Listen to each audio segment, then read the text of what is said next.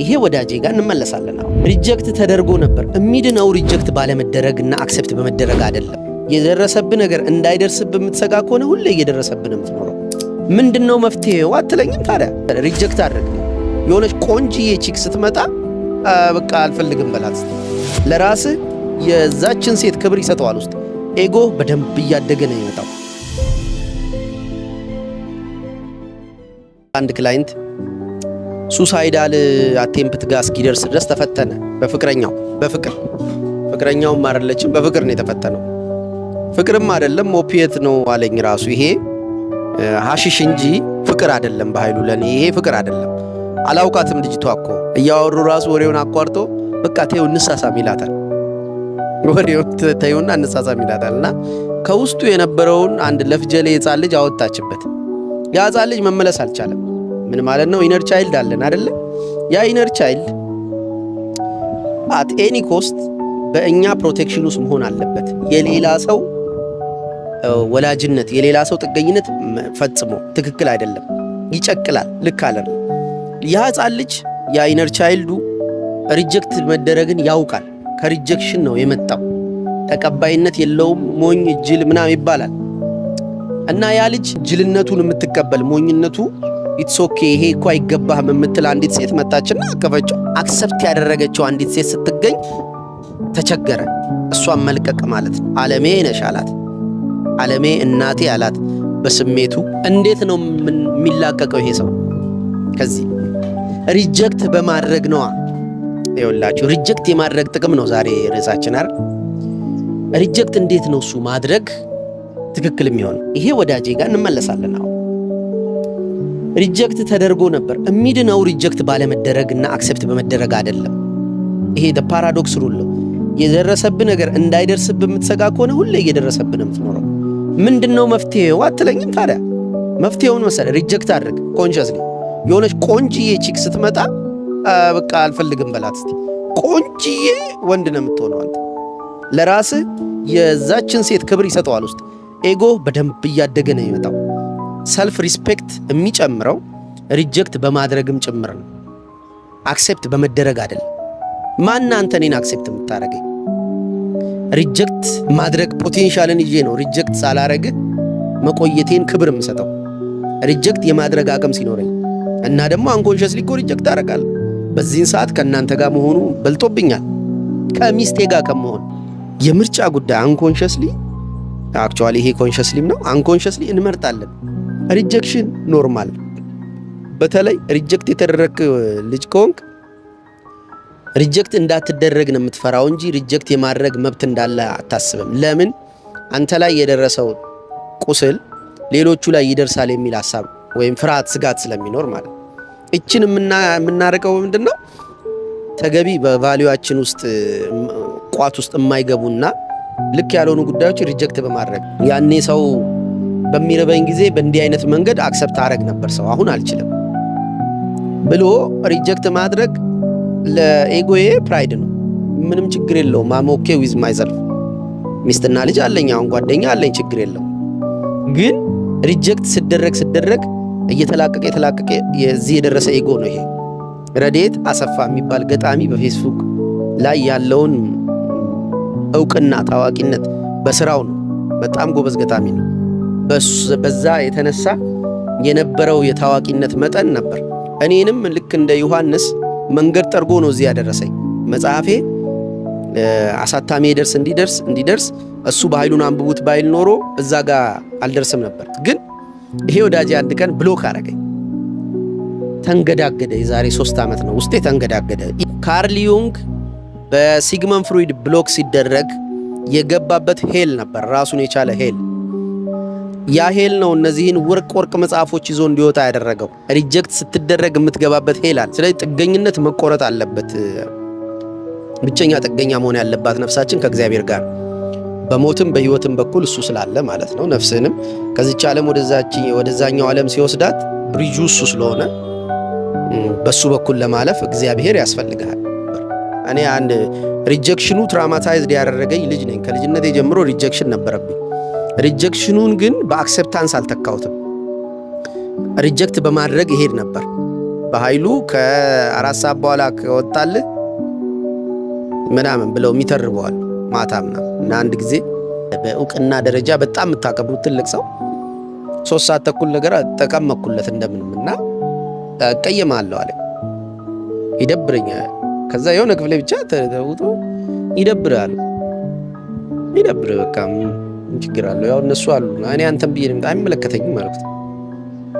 ተቀየመኝ አልኩትና ተነስቼ እኮ አይ ሪጀክት በጠዋት ግን የደወለልኝ ማታ ላይ ሪጀክት ያደረኩ ነው። በቃ ምን እያደረክ ነው ሲለኝ እቃዎች እየሰበሰብኩ ነው፣ ምሽት ተዘጋጅቷልና እቃዎች መገባባት ያለባቸው እቃዎች አሉ እና እነሱን እየመላለስኩ ነው በሌሊት ተነስቼ ጠዋት 12 ሰዓት ላይ ምናምን ስለው ሰብስታንስ አለ ምናምንና እንዳውም ቁርስ ልጋብዝ ምናምን ብሎኝ አመሰገነኝ፣ አከበረኝ ምናምን። ይሄ ለኔ ትልቅ ነገር ነበር። ሪጀክት ያደረኩት ሰው አክሰፕት ሁላ አረገኝ። ለምን ቫልዩ አለ ማለት ነው ምናምን ብሎና አንዳንድ ቦታዎች የሪጀክት ያደረጋችኋቸው ሰዎች ራሱ ሪስፔክት ሲያደርጓችሁ ነው የምታገኙት። ስለዚህ የሪጀክሽንን ጥቅም አውቀዋለሁ። ሪጀክት ስታረገው አንደኛ ለአንተ ኤጎ ፕራይድ ትጨምራለህ፣ ሁለተኛ ለዛኛው ሰውዬ ሄል ነው፣ አሪፍ ሄል፣ ራሱን የሚያሳድግበት ሄል። በሄል በእሳት አጠምቃቸዋለሁ እንዳለው በእሳት ትጠመቃለህ። ልዩነት የለም፣ ሁላችንም ወደ ሄል ነው የምንሄደው። ብቸኛ ልዩነቱ ከማን ጋር ነው የምትሄደው ነው። ከክርስቶስ ጋር ከሆነ እሱ ያው እዛ ስለሄደ አጥምቆ ያወጣሃል እንደወጣው ነፍሳትን ይዞ እንዳወጣው። ከዛኛው ጋር ከሆነ መኖሪያ ነው። ልዩነት የለም፣ ከማን ጋር ነው የምትሄደው ነው። ስለዚህ ሄል መሄድ አለበት አንድ ሰው። ሪጀክት ስታደርገው የሆነ አይነት ሄል ውስጥ ገባ ብሎ ይወጣል። እና ሪጀክት ማድረግ አንድም ኤጎን ይገነባል።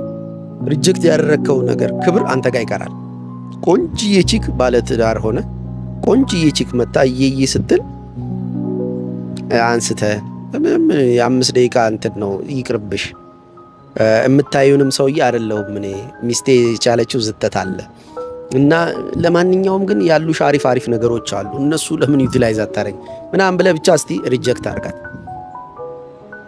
ኤጎ እንዴት መሰለህ በቃ ኦርጋዝም ውስጥ የሚገባው ማለት ነው። የወንድ ልጅ ኦርጋዝም ያለው የት ነው? ከዚህ በፊት አውርቼላችኋል። የወንድ ልጅ ኦርጋዝም ያለው ኤጎ ውስጥ ነው እንጂ ሴክስ የኛ ቦታ አይደል፣ የሚስቶቻችን የሴቶቹ ቦታ አይደል። የኛ ኦርጋዝም ያለው ኤጎአችን። ሪጀክት አድርግና አጣጥመው። ከዛ ሪጀክትም ስትደረግ ጥቅም አለው። እኔ የመጨረሻ ፍቅረኛ ብዬ የማስበው አንዲት ልጅ ነበረች። ሪጀክት አደረገችኝ። ከዛ አልቻልኩትም፣ በጣም ተቸገርኩ። ልቦለድ ጻፍኩ 1 2 3 ጊዜ ብዙ ጊዜ ተለማመጥኩ፣ ተገፋው ምናምን እና የሐቂቃው ይገባኝ ጀመር። የዓለም እርቃን ይታየኝ ጀመር። ወንድ ነኝ አለኝ ምናምን የምላቸው ነገሮች በሙሉ ሚራጅነታቸው ይታየኝ ጀመር።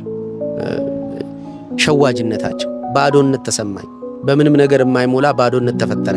ከዛ ልጅቷም ሜዳ ያ ባዶነት ቀረ። ያ ባዶነት ዓለምን የማይበትን ስግብግብነት በጣም ቀነሰው እና የመነኩሴን አይነት እርጋታ፣ የቡዲስትን አይነት ዝምታ ምናምን ይሰጠኝ ጀመር እና ያንን ባዶነት በማምጣት ወደ እኔ ህይወት ያቺ ሴት ትልቅ ሚና ነበራት እና እግዚአብሔርን አመሰገንኩባት። ከዛ በኋላ ያ ባዶነት ውስጥ አሞኬ ብዬ ልክ በረሃው ከፊቴ ሆኖ እኔ ከኋላ ሆኜ እማላልፈው አይነት በረሃ ቀዝቃዛ፣ የዚችን ዓለም ቅዝቃዜ ባዶነት የተረዳ የአይን አምሮት ስለ ገንዘብ መመካት እንደሆነች ያወቀ በኃይሉ አሞኬ ከበረሃው ጀርባ ብሎ መቀመጥ ሲጀምር ናት ሚስቱ የመጣችው። ሚስቴ ስትመጣ ግን በረሃውን ተቀብየው ነው የመጣችው። ማንም የለኝም ከዚች ምድር ብሎ አክሴፕት ያደረገ በኃይሉ ጋር ሚስቱ ስትመጣ ሚስቱ የመጣችው ለፉልፊልመንት ሳይሆን ፍቅር የራሱን አይፈልግም እንዴ ለእኔ ሳይሆን ለእሷ ነው በፍቅር የምኖረው የሚል እንትን ኢንቲግሬትድ የሆነ ማንነት አገኘው እንደማለት ነው። ይሄንን ቀድሞ አክሴፕት እንዲያደርጉ ይፈልጋል ፈጣሪ፣ ይፈልጋል። ሪጀክሽን ዓላማው ያ ነው። ቅዝቃዜውን፣ ባዶነቱን፣ ሽምግልናውን በጊዜ እንድትችለው እንድትወደው ማስደረግ ነው የሪጀክሽን የሚፈጥርበት ባዶነት ዓላማው።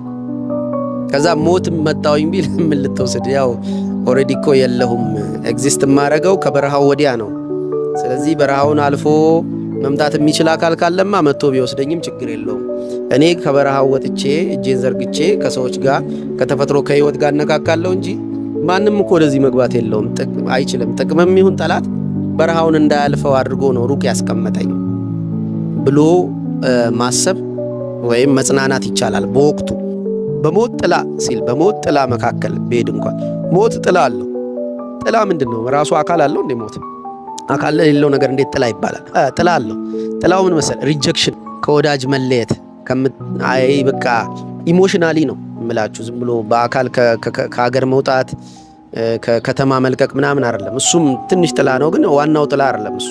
የሆነ አይዲዮሎጂካል ለውጥ ስታመጣ እንደ ረዴት ሪጀክት እንዳረገኝ የሆኑ ሰዎች ሪጀክት እንዳረጉኝ ሪጀክት ስትደረግ የሚሰማ ባዶነት የሞት ጥላ ነው፣ የሞት ልጁ ነው።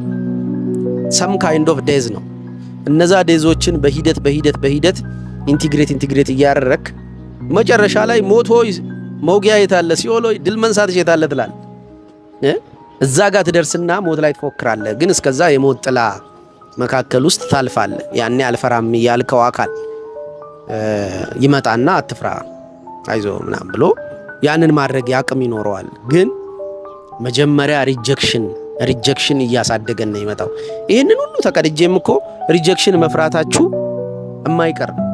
ግን ኢትስ ኦኬ፣ ሪጀክሽኑን መፍራታችሁ ራሱ ኢትስ ኦኬ። እንኳን ሪጀክሽንን ፈራችሁ። ሪጀክት በመደረጋችሁ የምታጡት ነገር የፈጠረባችሁ ባዶነት ኢትስ ኦኬ መኖሩ ነው። ያንን ባዶነትን እንድታውቁ ያደረጋችሁ ነገርየው መኖሩ፣ ከምታሳልፉት ኳሊቲ ታይም መኖሩ የነሱ አለመኖርን ግዘፍ ይሰጠዋል፣ ግዝፈት ይሰጠዋል። እና ያ ባዶነት ጤናማ ነው። ነበራችሁ፣ ኖራችኋል ማለት ነው። በህይወት ቢመጣም ቢሄድም ግድ አይሰጠኝም የሚል ሰው አለ። ቀዝቃዛ ነው ይሄ። ሲጀመር በቦታው የለም ማለት ነው። ኮኔክሽን አልነበረውም።